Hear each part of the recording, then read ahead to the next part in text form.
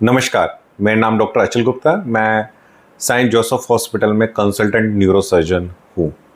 आज 29 October world stroke day पर हम ब्रेन स्ट्रोक के बारे में बात करेंगे। पहले बुजुर्गों में होने वाली इस बीमारी से अब युवा आबादी भी परेशान हो रही है। विश्व स्वास्थ्य संगठन के आंकड़ों के मुताबिक हर साल 1.5 करोड़ से भी अधिक लोग स्ट्रोक का शिकार हो रहे हैं और करीब 50 लाख लोग की मौत हो जाती है। स्ट्रोक के बढ़ते जोखिमों के कारण और उनके रोकथाम और उपचार के बारे में जागरूकता बढ़ाने एवं स्ट्रोक के शिकार लोगों को बेहतर देखभाल सुनिश्चित करने के उद्देश्य से हर साल स्ट्रोक दिवस मनाया जाता है। इस दिन को मनाने के लिए हर साल एक खास थीम होती है। इस वर्ष विश्व स्ट्रोक दिवस की theme together we are greater than stroke, एक साथ मिलकर हम स्ट्रोक से भी बड़े हैं, यह है। यह विषय उच्च रक्तचाप, अनियमित दिल की धड़कन, धूम्रपान, आहार और व्यायाम जैसे जोखिम कारकों के रोकथाम पर जोर देता है, क्योंकि जोखिम कारकों को संबोधित करके लगभग 90% तक स्ट्रोक को रोका जा सकता है। ब्रेन स्ट्रोक एक मेडिकल आपदा है जिसमें मस्तिष्क के किसी हिस्से की आपूर्ति रक्त परिसंचरण में रुकावट होती है या ब्लड सप्लाई कम होने से ब्रेन के किसी भाग की मृत्यु हो सकती है। यह दो प्रकार के होते हैं, ischaemic stroke and haemorrhagic stroke. Ischaemic stroke जिसमें रक्त की नाली के अंदर रक्त का प्रवाह बंद हो जाने से होती है, रुकावट आने से होती है, उसे इस्चेमिक स्ट्रोक कहते हैं। अगर रक्त की नाली फट जाए और हीमरेज, ब्रेन में हीमरेज हो जाए और रक्त का संचार बंद हो जाए तो उसे हीमरेजिक स्ट्रोक कहते हैं। अभी आइए हम बात करेंगे स्ट्रोक के फीचर्स क्या होते हैं। इसको हम फास्ट से याद रख सकते हैं। फास्ट मतलब FAST, F से फेशियल वीकनेस, मतलब कि फेस पे कमजोरी आना, एक साइड फेस नीचे लटक जाता है। ए से आर्म वीकनेस, मतलब कि हाथ में कमजोरी आना, हाथ का ना उठना या कमजोरी आना। एस से स्पीच डिफिकल्टी, मतलब कि बराबर मुंह से जबान आवाज़ ना निकलना, जबान लड़खड़ाना। और टी से टाइम टू कॉल इमरजेंसी, जैसे ही हमें ये लक्षण दिखाई दे हमें उतना ही जल्दी हमें डॉक्टर के पास और उचित परामर्श लेना चाहिए, ताकि हम इसको मरीज को हम अच्छे से अच्छा ट्रीटमेंट दे के बेहतर बना सके। अभी हम बात करेंगे स्ट्रोक को हम कैसे रोक सकते हैं, इसके क्या रिस्क फैक्टर्स हैं और किस तरीके से हम इसको रोक सकते हैं। पहले हमें समझना होगा आसीन जीवन शैली। आसीन जीवन शैली से ये सब स्ट्रोक बहुत ज़्यादा कॉमन हो चुका है, तो आसीन जीवन शैली को बदलें और एक्टिव लाइफस्टाइल अपनाइए।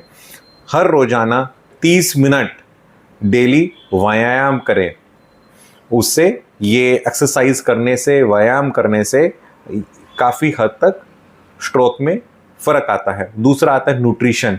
हेल्दी न्यूट्रिशन लीजिए, अपनी डाइट के अंदर फ्रूट्स, वेजिटेबल्स को इंक्लूड कीजिए। चीनी हो, कार्बोहाइड्रेट, फैट को कम कीजिए। ज़्यादा तली हुई चीज़ें, फ्राइड चीज़ों को अवॉइड कीजिए। इस तरह से करने से आप अच्छी लाइफस्टाइल की तरफ मूव करेंगे और स्ट्रोक का रोकथाम करेंगे। तीसरा होता है शुगर और बीपी पे कंट्रोल। अगर आपको शुगर है, बीपी है, तो इनका नियमित रूप से दवाई लीजिए, क्योंकि ये स्लो पॉइजन होते हैं। जिस दिन ये तकलीफ करेंगे, परेशानी करेंगे, तो स्ट्रोक होगा तो फिर पूरी उम्र के लिए आप बेड पे रह जाएंगे। सो अगर आपको शुगर है, बीपी है, तो इसका नियमित रूप से बराबर परामर्श लेते हुए दवाई से इलाज कीजिए। अभी हम बात करेंगे अगर स्ट्रोक हो जाए तो कौन सी दवाई हमें लेनी चाहिए।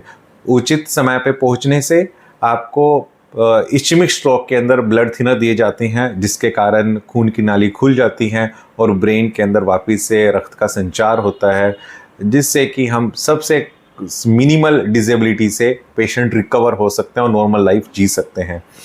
और दूसरी मेडिसिन आती हैं एंटीप्लेटलेट मेडिसिन, जो खून पतला करने की गोली उम्र भर आके चालू रहती है। तीसरी तरह के ट्रीटमेंट आते हैं, अगर मान लो थोड़ा लेट होते हैं और हम खून पतला इमीडिएटली नहीं कर सकते, तो उसके अंदर हमारे पास आता है कि जो क्लोट है उसको हम इंटरवेंशन करके इसको निकाल सकें। ये 3 तरह के हमारे पास ट्रीटमेंट अवेलेबल है। साथ में शुगर और बीपी को, कोलेस्ट्रॉल को कंट्रोल में किया जाता है। अब हम बात करेंगे, अगर स्ट्रोक हो जाए, हाथों में कमजोरी, पैरों में कमजोरी अगर हो जाए तो किस तरह से क्या करना चाहिए। तो रोल आता है रिहैबिलिटेशन का। रिहैबिलिटेशन, अच्छा रिहैबिलिटेशन बहुत ज़्यादा रिक्वायरमेंट होता है, जिसमें आता है physical therapy, occupational therapy, speech therapy, behavioural therapy. एक स्ट्रोक का मरीज को ये 5 तरह की थेरेपी का रिक्वायरमेंट होता है। फिजिकल थेरेपी या फिजियोथेरेपी जो हम आमतौर पे बोलते हैं, वो करने से हाथ पैर खुलते हैं और उनमें उम्मीद बढ़ती है कि वो धीरे धीरे आगे काम करेंगे और बेहतर होंगे।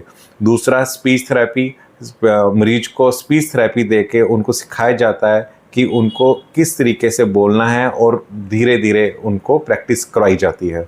ऑक्यूपेशनल थेरेपी, ऑक्यूपेशनल थेरेपी से मतलब होता है कि एक बार मरीज को स्ट्रोक हो गया, लेकिन ऐसा तो नहीं है कि वो घर पे बैठेगा। हमें उसको वापिस से मेन स्ट्रीम लाइफ में, समाज में रखने के लिए ऑक्यूपेशन थेरेपी देते हैं, ताकि वो थोड़ा बहुत अपना काम चालू कर सके और वो नॉर्मल जीवन जी सके।